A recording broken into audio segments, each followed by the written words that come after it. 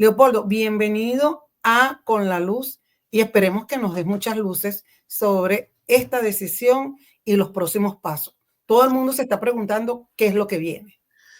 Gracias, Luzmeli. Y por supuesto que es muy importante que nuestra comunidad migrante esté bien informada. Creo que lo que reseñaste al abrir el programa de nuestra compañera de trabajo, Adeli Ferro, quien desde la dirección ejecutiva del BAC nos ha logrado coordinar a muchos actores en el proceso de impugnación judicial en California y otras acciones que se han iniciado para proteger al migrante venezolano.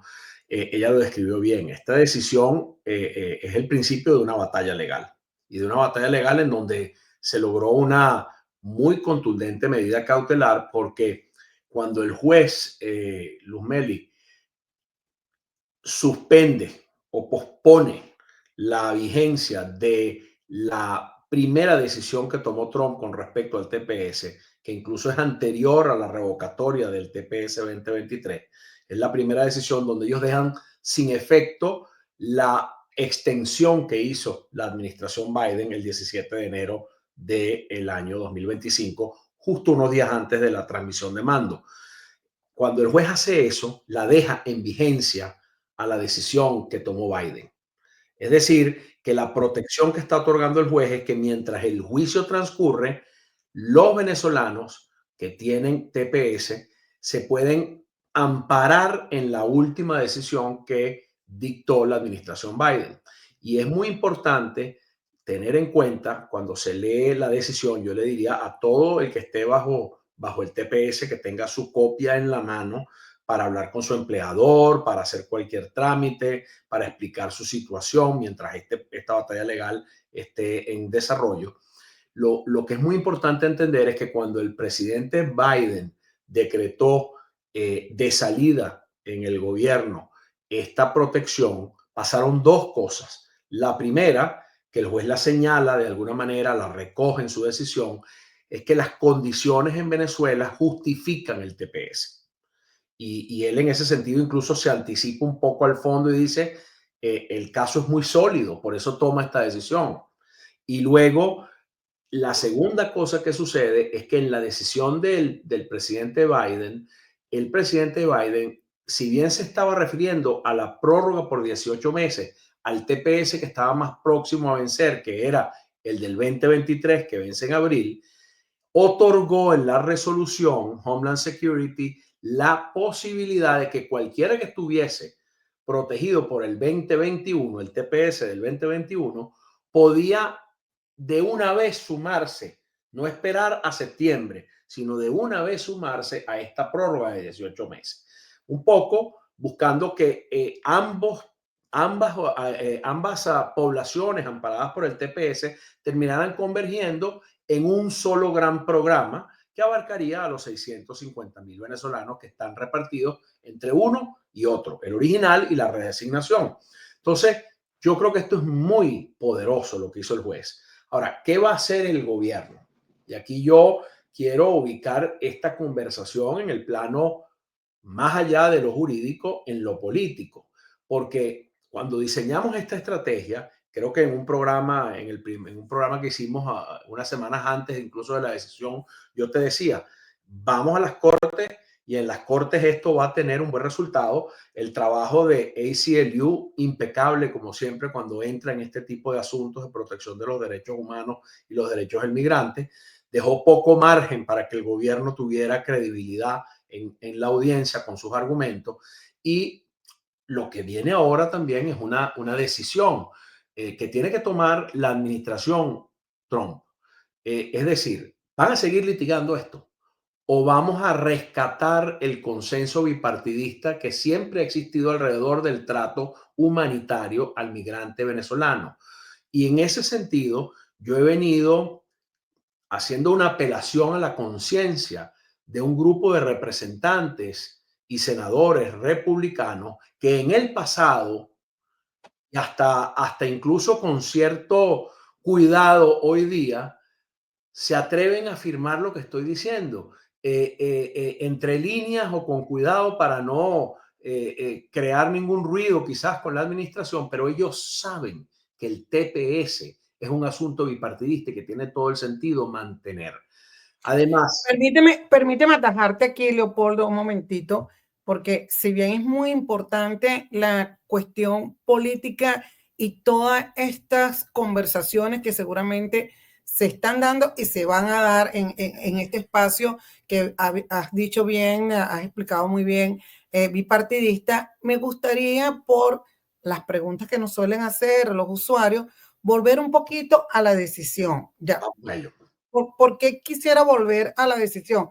Porque el documento, que es de unas 30 o 50 páginas aproximadamente, en el documento, una cosa que me parece importantísimo es que desde la entrada te dicen ya cuál es la decisión, de manera que no te tienes que leer todo el documento. De las 80 páginas porque la conclusión está adelante. Exacto, la conclusión está adelante. Entonces, muy bien, porque es diferente a otros documentos que uno lee de algunas cortes.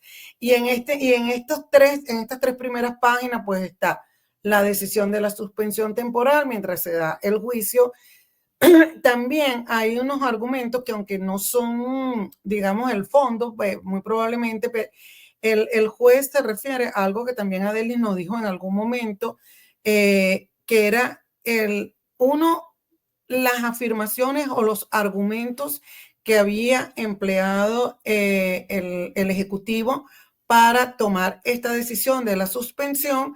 Entre estos argumentos estaba el hecho de que aparentemente pues los venezolanos amparados con TPS podían ser una carga para el Estado. Lo otro tuvo que ver con algunas afirmaciones consideradas racistas de parte de la secretaria de Homeland Security. Y el tercer argumento que en su momento dio Homeland Security era que pues las condiciones en el país habían mejorado. Sin embargo, en posteriores afirmaciones, cuando se toma la decisión de suspender los efectos también de la licencia de Chevron en Venezuela, también se dice que, bueno, que las condiciones no han mejorado en términos de lo que necesita la población venezolana. Creo que sobre esas tres bases también está basada la argumentación y sobre esas tres bases también fue la audiencia. ¿Podrías explicarle a los usuarios de efecto Cocuyo si esto es así y las implicaciones que esto puede tener? Porque hay algo que preocupa, Leopoldo, que es la imposición o la siembra de narrativas, no solo de discriminación, sino además narrativas totalmente falsas. Entonces, aquí tenemos las razones por las que el juez federal Edward Chen dice que suspende los efectos temporalmente mientras se va al proceso judicial, que son contrarios a la argumentación que en su momento dio la administración Trump para suspenderlo. Voy a leerlo y te doy la palabra. Razones que dio el juez federal Edward Chen para cancelar la suspensión del TPS para venezolanos. Nivel de educación universitaria, 50%, más alto en Estados Unidos. Participación laboral, 96%, la más alta en Estados Unidos. Esto respecto a población migrante, por cierto. Miles de millones del Producto Interno Bruto generado para Estados Unidos. Miles de millones en contribuciones fiscales, tanto a nivel federal como estatal. La tasa de delincuencia, que también se utilizó como un argumento en esta fabricación de narrativas, más baja que la del ciudadano estadounidense promedio, y el gobierno no demostró ningún daño en continuar el TPS a Venezuela. ¿Perdimos algo o estamos bien acá? Es un excelente resumen y que, fíjate, Luzmeli, yo iba precisamente a subrayarlo, lo que está señalando acá, porque el juez no solamente miró las condiciones en Venezuela y dijo no han mejorado, no hay nada que justifique obligar a estas personas a regresar a Venezuela en las condiciones actuales, pero también dijo vamos a mirar lo que ustedes han argumentado y la narrativa que utilizó la administración Trump durante la campaña y ya concretamente en sus actos de gobierno, la suspensión del TPS, el retiro del parol humanitario, sobre lo cual también podemos hablar más adelante, y la invocación nada más y nada menos que de la ley de enemigos extranjeros, una ley de guerra, que viene también acompañada de la designación del Tren de Aragua como organización terrorista. Y toda esta narrativa de que el Tren de Aragua, la criminalidad, la desestabilización viene de la mano con la migración venezolana, es algo que no encuentra asidero en ningún hecho. No hay nada, ni siquiera la propia información que maneja el gobierno, del FBI. Las cifras sobre criminalidad vienen ¿de dónde? Vienen del FBI, Luz Meli, en los Estados Unidos, del universo migrante de TPS, parol, asilados o personas solicitando asilo, 800,000 personas, grueso, de migrantes que están en ese contingente. Y en todos estos años lo que se han registrado son 600 casos delictivos vinculados a un migrante venezolano. Pero ojo, 600 casos, o sea, personas que están imputadas, señaladas de haber cometido un delito. Ahora, condenas efectivas, las cuentas con la mano. Unas muy lamentables y horrorosas, como fue el asesinato de la joven Laken Riley, que la comunidad venezolana respalda plenamente que ese señor haya sido condenado como está condenado en un debido proceso, que por cierto, Luz Meli, en ese juicio en Georgia, una de las cosas que se decía es que el asesino estaba vinculado a la banda del Tren de Aragua y a la actividad criminal del Tren de Aragua y el juez no encontró nada de eso. El juez lo que lo encontró fue culpable de un homicidio y bien condenado está ese sujeto pagando su condena. Pero cuando hablamos de 600 delitos, hablamos desde un caso de alguien que sustrajo una mercancía en una farmacia hasta cosas mucho más graves. ¿Eso justifica lo que se ha hecho? Claramente no. Y eso es lo que el juez dice, pero además el juez, ¿en qué se basa? En primer lugar, en el emplazamiento que él le hace a los funcionarios de Homeland Security en esa audiencia. Pero en este caso sucedió algo extraordinario, que es que acompañando la demanda de los migrantes venezolanos con la representación de ACLU, hubo testimonios de distintas organizaciones. El Venezuelan American Caucus, una de ellas, pero el American Enterprise Institute, que es una organización, un think tank dedicado a promover la libre empresa, el crecimiento económico de una, si se quiere, corriente que goza de bastante prestigio bipartidista e incluso en sectores conservadores de la política norteamericana. Es un instituto muy, muy bien reputado, muy apreciado y muy consultado. Ellos dijeron cosas como las que señala el resumen que tú tienes de la contribución económica de los venezolanos y de la asimilación del migrante venezolano a las comunidades donde vive. Pero un escrito fundamental para mí en este análisis fue la actuación de los 18 fiscales generales de los estados que participaron en ese escrito de Amicus Curia con el fiscal general del Distrito de Columbia de la ciudad de Washington, D.C. ¿Qué dijeron ellos? Ellos que son los fiscales de los estados, Luz Meli, los encargados de hacer cumplir la ley, los encargados de buscar criminales y llevarlos presos, los encargados de hacer vigente el Estado de Derecho en cada una de estas jurisdicciones, que dijeron, el TPS es muy bueno para nosotros desde el punto de vista de aplicación de la ley y persecución del delito por dos cosas, dijeron ellos.